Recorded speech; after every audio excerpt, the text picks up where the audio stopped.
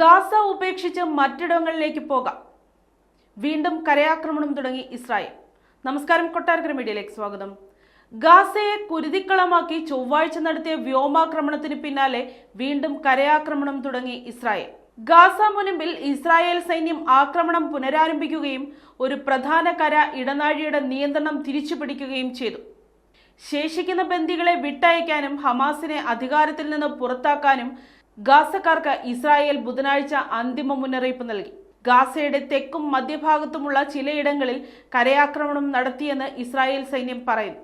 US president Donald ട്രംപിന്റെ ഉപദേശം കേൾക്കൂ, ബന്ദികളെ തിരിച്ചു തരൂ, ഹമാസിനെ പുറത്താക്കൂ, മറ്റു ചില സാധ്യതകളും നിങ്ങൾക്ക് മുന്നിലുണ്ട്.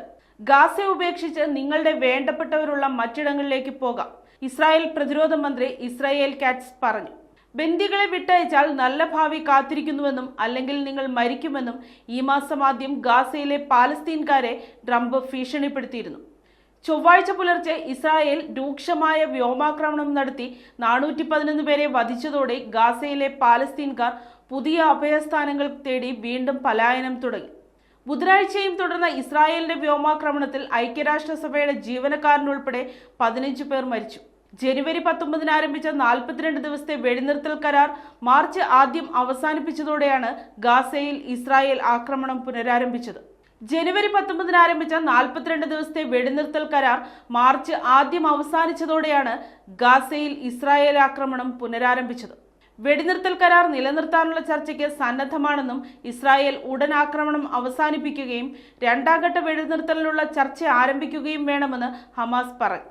എന്നാൽ ഒന്നാം ഘട്ട വെടിനിർത്തൽ നീട്ടണമെന്നാണ് ഇസ്രായേലും US-ഉം താൽപര്യപ്പെടുന്നത്.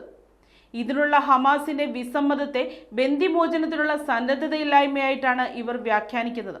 2023 ഒക്ടോബർ 7 ഇസ്രായേലിൽ കടന്നുകയറി പിടിച്ചുകൊണ്ടുപോയ 251 പേരിൽ 56 പേർ ഇപ്പോഴും ഹമാസിന്റെ കസ്റ്റഡിയിലുണ്ടെന്നാണ് കരുതുന്നത്.